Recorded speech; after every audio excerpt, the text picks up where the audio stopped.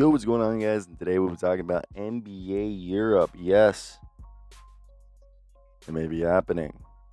Now, comment down below. What are your thoughts? Do you think it'll happen? And why? I'd like to hear what you have to say. While you're there, like and subscribe. It'll help the channel out a ton. NBA Europe. It's a new frontier. To me, I think it's one that, if you've been following basketball, it's interesting.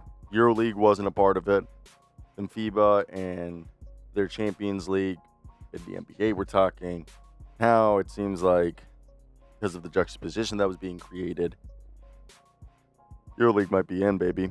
So, look, Jorge Garbajosa, right, is now totally on board. Says, as long as we make sure the international competitions that involve every said national team, specifically in Europe, goes unaffected, we're game, baby. That's huge. Huge for a sport that we know from an American standpoint, even though it's late stage capitalistic view, because capitalism kills everything. That's why Karl Marx believed that everybody wanted to go from what capitalism does eventually fail. You become a socialist society, which then enables you to become a communist utopia. Now, that's not what we're talking about here. What we're talking about here is that the NBA product is optimized for financial success, and that the European project or product in terms of basketball pales in comparison at making money. They don't make money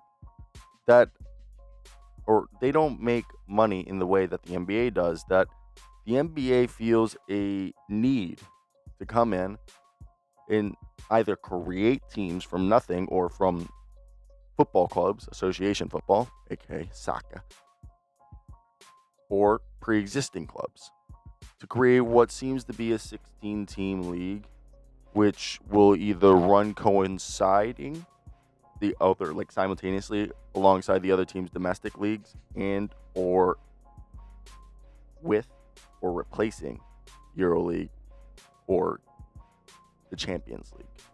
As right now, EuroLeague's the top, and there's like permanent members, while then there's also the Champions League, which is like just below EuroLeague with the whole thing.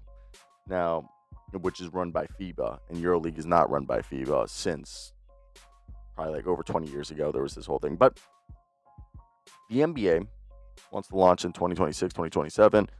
They want Berlin, London, Barcelona, Greece, Milan, Paris, Istanbul, Manchester, Tel Aviv. Yeah.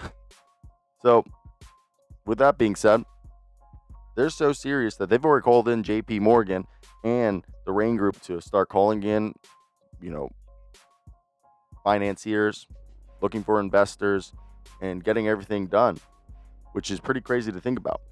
The league seeks $500 million minimum expansion fees to enter this, and that this is such a high priority that the NBA's personal expansion domestically over here, Seattle and potentially Las Vegas, I think Kansas City is the dark horse, is going to be put on the back burner for NBA Europe. Now, that's probably because they're scared that Maverick Carter, LeBron James are going to take all the Saudi money, which the Saudis are looking to invest in basketball and a litany of other sports. But to me, I think that's just one thing that is part of the reason why we're seeing that. So sorry for changing the slide right there. But yes, why would this be a cause for concern? Also, I just don't like how much headroom let's move this a little bit. Oh, we went 2 down. 1 second, ladies and gentlemen. We'll be right back. So with all that being said, what is the expectation? Well, a lot of talks are going on. Adam Silver, Mark Tatum met with Real Madrid this past week. They're going over to meet with UK Prime Minister Ken Starmer. All right? The first liberal in a while. Yeah? I know about the Tories and everything. Come at me. I keep up with my politics, geopolitically.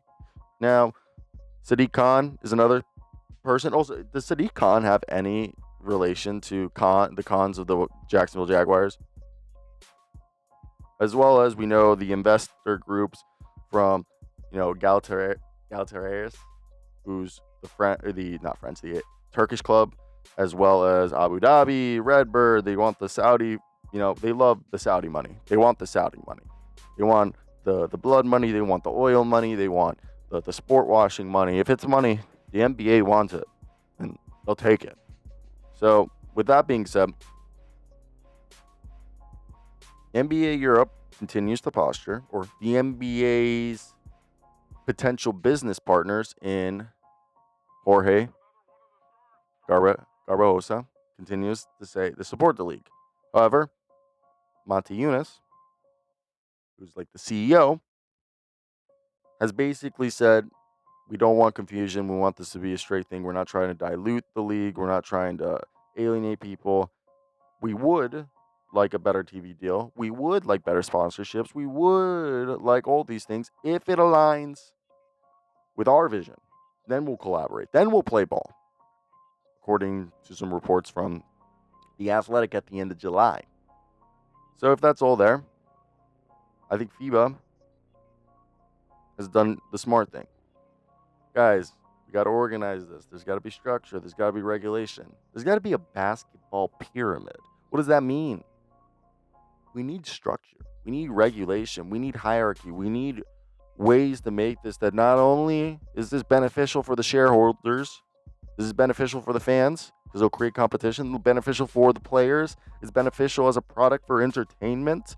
And if you can do all those things, then yes, you're going to have a chance to put together what I believe is going to be a great, great product that everybody who watches it is going to be entertained. But they don't want this to be the European basketball equivalent to the MLS.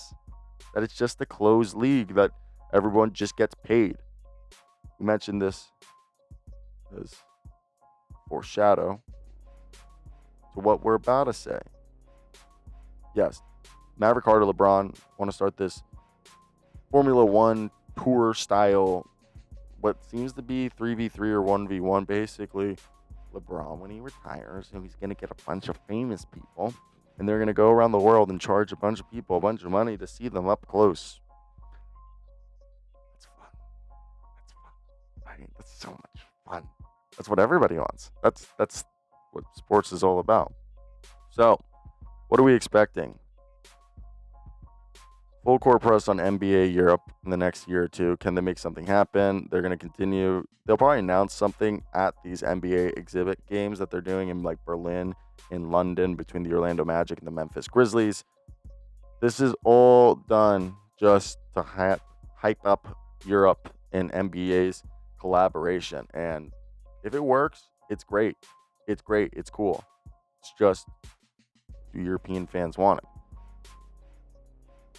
If you made it to the end of this video, I do greatly appreciate it, guys. Hit that like and subscribe button for more content like this. I work for USA Today's hoopshype.com, as you guys can see. And look, if you're looking for more stuff like this, do it every day. That's it, guys. Ciao. I gotta go do stuff.